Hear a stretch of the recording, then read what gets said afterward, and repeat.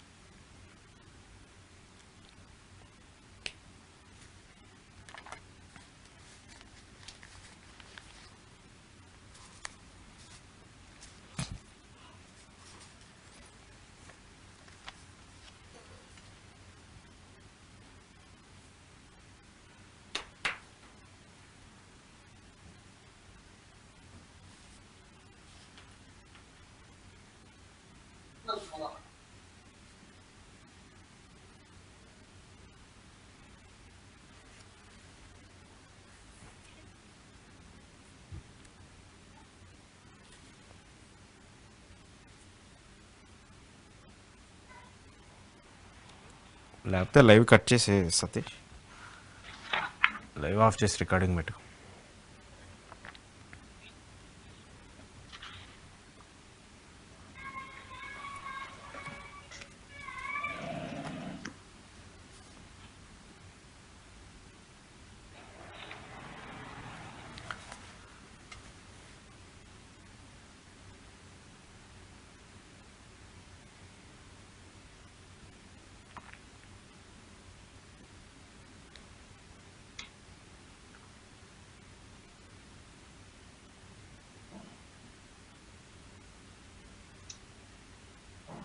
Okay, ఏంటి sir ఈ జమిలీ ఎన్నికలకు సంబంధించినటువంటి చర్చ ఏంటి? ఇది నిజంగా జరుగుతుందా? జరిగితే ఎలాంటి పరిణామాలు ఉంటాయి?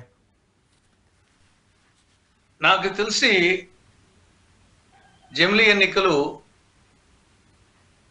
రాజ్యాంగ సవరణ చేసి జమిలీ ఎన్నికలు నిర్వహించడము అసాధ్యము, ఇది ఆచరణ సాధ్యం కాదనేది అభిప్రాయం. ఇది అసాధ్యము, ఆచరణ సాధ్యము కాదు. న్యాచురల్ గా ఇప్పుడు మనకు ఆంధ్రప్రదేశ్ లో అనేక సంవత్సరాలుగా జమిలీ ఎన్నికలే, లోక్సభకు అసెంబ్లీకి. దానికి ఏం రాజ్యాంగ సవరణ చేసి కాదు, జనరల్ గానే వస్తున్నాయి. ఆ విధంగా రావచ్చేమో కానీ రాజ్యాంగ సవరణ చేసి దేశవ్యాప్తంగా అటు అన్ని రాష్ట్రాల్లో, అటు లోక్సభకు, ఇటు రాష్ట్ర అసెంబ్లీలకు, ఇటు స్థానిక సంస్థలకు జమిలీ అంటే అన్ని 5 ఏళ్ళ ఒకసారి ఎన్నికలు జరిపితే 5 ఏళ్ల పాటు ఎన్నికలే ఉండకూడదు. ఏ ఎన్నికలు ఎన్నికలు మిగతా వచ్చేసి కొన్ని స్కూల్ కమిటీలు, తర్వాత వాటర్ షెడ్స్, దీనికి అవి వేరు. సెంట్రల్ బ్యాంక్కి ఓవరాల్ గా రాజ్యాంగపరమైన ఎన్నికలు ఏమి? 1 లోక్సభ ఎన్నికలు, 2 అసెంబ్లీ ఎన్నికలు, 3 స్థానిక సంస్థలకు సంబంధించి పంచాయతీలో ఇప్పుడు ఒక ఓటర్ వచ్చేసి గ్రామీణ ప్రాంతాల్లో 6 ఓట్లు వేస్తాడు. 1 ward member, 2 sarpanch, 3 MPTC, 4 ZPTC, 5 MLA, 6 MP. గ్రామీణ ఓటర్ వచ్చేసి రాజ్యాంగ పరంగా 6 ఓట్లు వేస్తాడు. అర్బన్ ఏరియాస్ లో 3 ఓట్లు వేస్తాడు. మున్సిపాలిటీస్ అయితే కౌన్సిలర్కు, కార్పొరేషన్లు అయితే కార్పొరేటర్కు, ఎమ్మెల్యేకు, ఎంపీకి. కాబట్టి జమిలీ ఎన్నికలు అంటే ఏమి? గ్రామీణ ఓటరు ఈ 6 ఓట్లు ఒకే రోజు వేయాలా, 5 ఏళ్ల పాటు అతనికి ఎన్నికలు ఉండకూడదు. అర్బన్ ఓటరు 3 ఓట్లు ఒకే రోజు వేయాలా, తర్వాత 5 ఏళ్ల పాటు ఎన్నికలు ఉండకూడదు. ఇది జమిలీ ఎన్నికలు అంటే వాస్తవంగా. పోనీ ఆ ప్రకారంగా రామ్నాథ్ కోవింద్ గారి కమిటీ సంపూర్ణమైన జమిలీ ఎన్నికలు కూడా చెప్పలేదు, మళ్ళీ లోకల్ బాడీస్ కు సెపరేట్ అంటున్నాడు అసలు. కాబట్టి ఆ కాన్సెప్టే, జమిలీ ఎన్నికల కాన్సెప్టే అన్ని తెలిపోయింది. ఆయన చెప్పడం లోక్సభ అసెంబ్లీ వరకు పెట్టి ఒక 2 నెలలో 3 నెలలో గడువు ఇచ్చేసి మళ్ళీ లోకల్ బాడీ ఎన్నికలు 2 సార్లు చేసినట్టే కదా ఆ ప్రకారం అనగానే. కాబట్టి జమిలీ ఎన్నికల కాన్సెప్టే వాళ్ళు చెప్పడం కూడా కరెక్ట్ గా లేదు. పోనీ ఇవైనా సరే, పోనీ లోక్సభకు అసెంబ్లీకి అన్ని రాష్ట్రాల్లో ఒకేసారి చేసే అవకాశం ఉందా అంటే, ఇప్పుడు ఇటీవల ఎన్నికలు జరుగుతూ ఉన్నాయి. జార్ఖండ్లో చిన్న రాష్ట్రం ఎన్ని ఫేజులో పెట్టారు? 2 ఫేజుల్లో పెట్టారు. ఓన్లీ అసెంబ్లీ ఎన్నికలు జార్ఖండ్లో చిన్న రాష్ట్రంలో నువ్వు వచ్చేసి 2 ఫేజ్ పెట్టావు, ఒకేసారి పెట్టలేకపోయినావు. ఇంకా అంతకుముందు లోక్సభ ఎన్నికలు ఉత్తరప్రదేశ్, వెస్ట్ బెంగాల్, బీహార్లో 7 ఫేజెస్లో పెట్టారు. ఓన్లీ లోక్సభ ఎన్నికలే. కాబట్టి దేశవ్యాప్తంగా లోక్సభ ఎన్నికలనే అన్ని రాష్ట్రాల్లో ఒకే రోజు పెట్టలేని పరిస్థితిలో ఉన్నారు. ఒకే రాష్ట్రంలో అసెంబ్లీ ఎన్నికలను ఒకే రోజు పెట్టలేని పరిస్థితిలో పేజీలుగా పెట్టేటి, అమ్మకు అన్నం పెట్టలేని ప్రబుద్ధుడు పిన్నమ్మకు బంగారు గాజులు చేస్తానట్లు నువ్వు ఒక అసెంబ్లీ ఎన్నికలు ఒక రాష్ట్రంలోనే ఒక ఫేజ్లో పెట్టలేనటువంటి ప్రభుత్వము రేపు దేశవ్యాప్తంగా లోక్సభ అసెంబ్లీ ఎన్నికలకు ఒకేసారి పెడతా, ఒకే రోజు పెడతా అంటే ఇది ఏమన్నా నమ్మశక్యమా? కాబట్టి అది ఒకటి. నెక్స్ట్ వచ్చేసి రాజ్యాంగ సవరణ చేయాలి. రాజ్యాంగ సవరణలో దాదాపు 18 రాజ్యాంగ సవరణలు ఉన్నాయి. దాంట్లో ప్రధానమైనటువంటి రాజ్యాంగ సవరణలు 6. ఆ 6 కూడా వచ్చేసి 2/3 మెజారిటీ కావాలా, తర్వాత 50% ఆఫ్ ద అసెంబ్లీస్ అప్రూవల్ కావాలా. దీంట్లో లోక్సభలో రాజ్యసభలో 2/3 మెజారిటీ కావాలంటే అది ప్రస్తుత పరిస్థితులు లేదు, సమీప భవిష్యత్తులో కూడా వచ్చే పరిస్థితి లేదు. ఇప్పుడు లోక్సభలో మొత్తం సభ్యులు 543 మంది. దీంట్లో 2/3 కావాలంటే 362 కావాలి. ప్రస్తుతం ఎన్డీఏకు ఉండేది 293. షార్టేజ్ వచ్చేసి 69. లోక్సభలో 69 ఎంపీలు షార్టేజ్. ఓకే. 245. 2/3 కావాలంటే 164 కావాలా. ప్రస్తుతం 121 ఉన్నాయి, షార్టేజ్ 43 ఉన్నాయి. కాబట్టి యాజ్ ఆన్ టుడే లోక్సభలో రాజ్యసభలో 2/3 వచ్చే పరిస్థితి లేదు. సమీప భవిష్యత్తులో కూడా కొన్ని పెరగచ్చేమో కానీ ఆ స్థాయిలో లేదు. కానీ నాకు తెలిసి ఇది ముందు అసాధ్యము అనేది. రెండవది ఆచరణ సాధ్యం కూడా కాదు. ఇప్పుడు ఒక ఎమ్మెల్యే కానీ ఎంపీ కానీ చనిపోతారు, ఏం చేస్తారు? అప్పుడు మళ్ళీ బై ఎలక్షన్ పెడతారు. ఎమ్మెల్యే ఒక నియోజకవర్గానికి ఎమ్మెల్యే చనిపోయినప్పుడు ఏం చేస్తారు ఎన్నికల తర్వాత? అంటే ఇంకా 5 ఏళ్ల పాటు వచ్చేసి ఎన్నికలు పెట్టరా? కాబట్టి ఎన్నికలు జరపకపోవడం అనేది అది ఆ నియోజకవర్గానికి వచ్చేసి ఎమ్మెల్యే లేకపోవడం అనేది అన్డెమోక్రటిక్. లేదు. రెండవది వచ్చేసి ఎన్నికలు జరుపుతావా? ఇంకా జమిలీ ఎన్నికలు అంటే అర్థమే లేదు. లేదు, ఓడిపోయిన క్యాండిడేట్ని వచ్చేసి చేస్తావా? అది ప్రజాస్వామ్య స్ఫూర్తికే విరుద్ధం. కాబట్టి సింపుల్ లాజిక్. జమిలీ ఎన్నికలు 100% అనేది అర్థం లేని వ్యవహారము.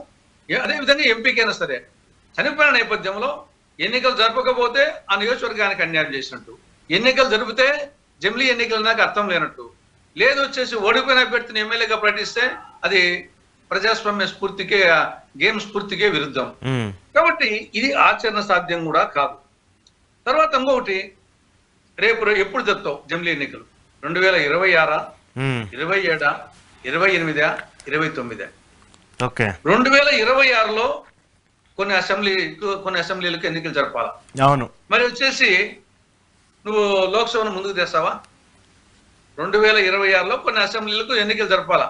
వాటితో పాటు జరపాలన్నప్పుడు ఇంకా 2007లో, 8లో, 9లో వచ్చే అసెంబ్లీలను కూడా ముందుకు తీసుకొస్తావా?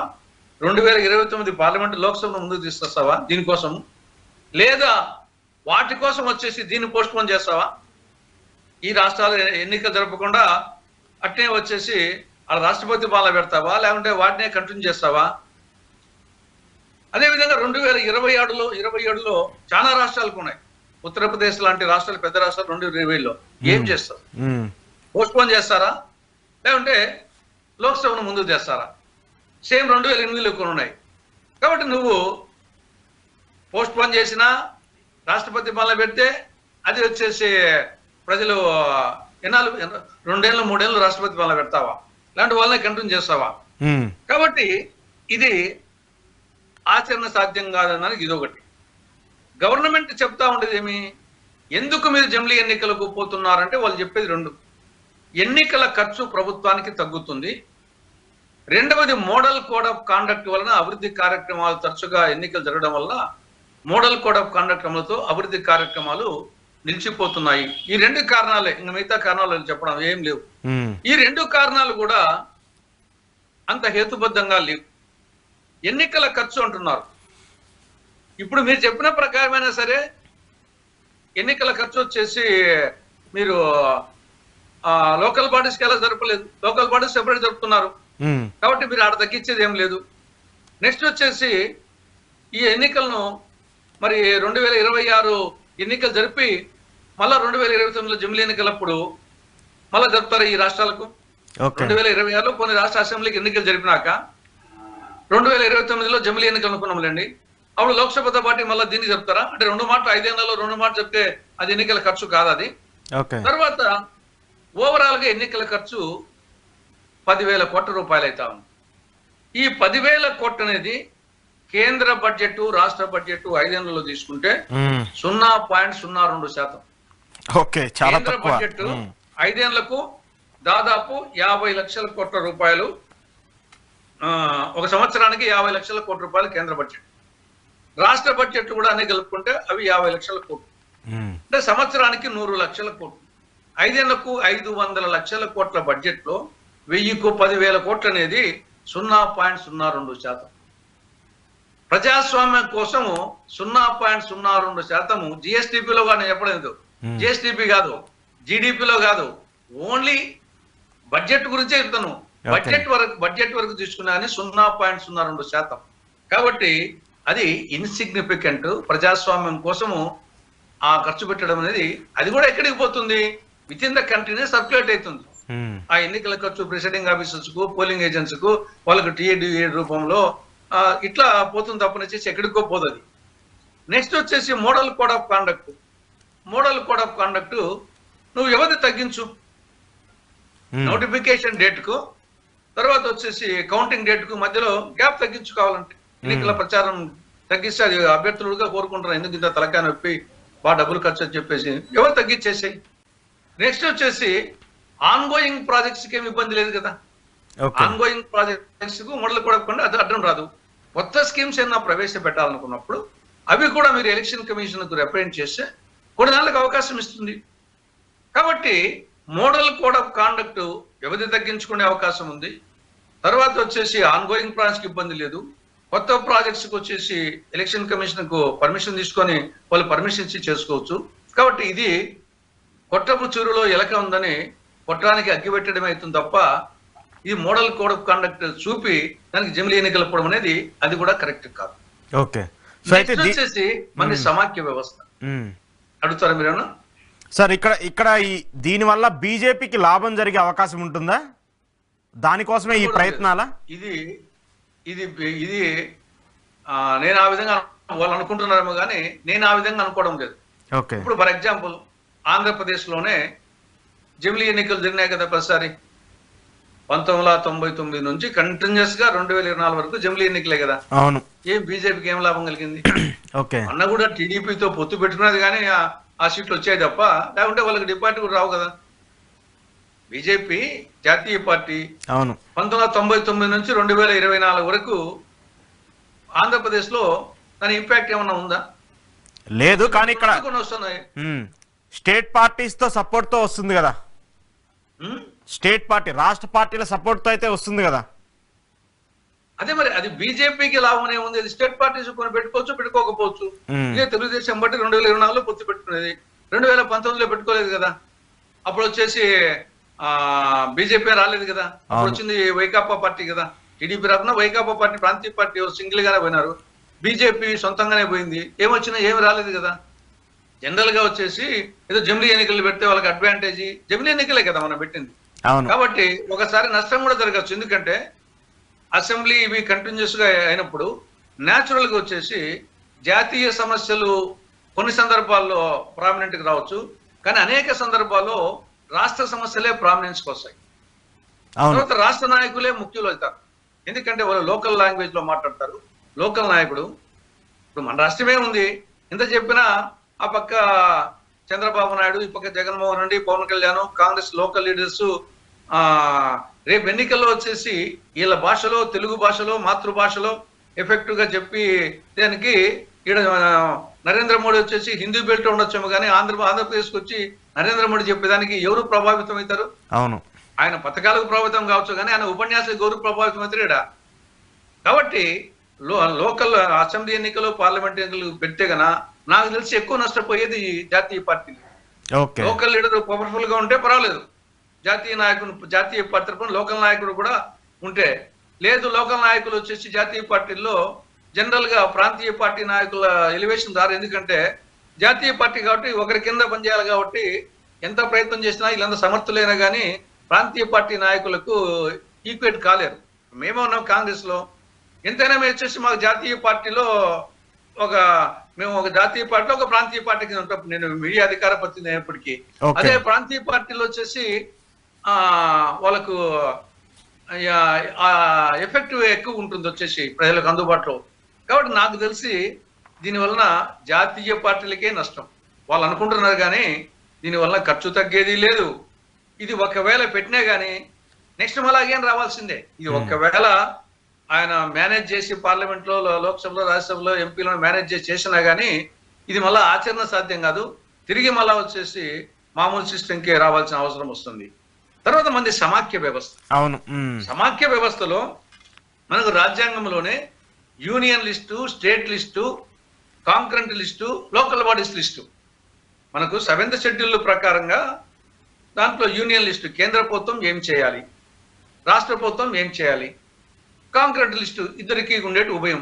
అదే కాకుండా లోకల్ బాడీస్ కు పంచాయతీరాజ్ గ్రామీణ లోకల్ బాడీస్ ఏమో 11th షెడ్యూల్, అర్బన్ బాడీస్ కు 12th షెడ్యూల్ ఆల్రెడీ ఉన్నాయి. అంటే ఎవరెవరు చేయాల్సిన వాళ్ళ పని.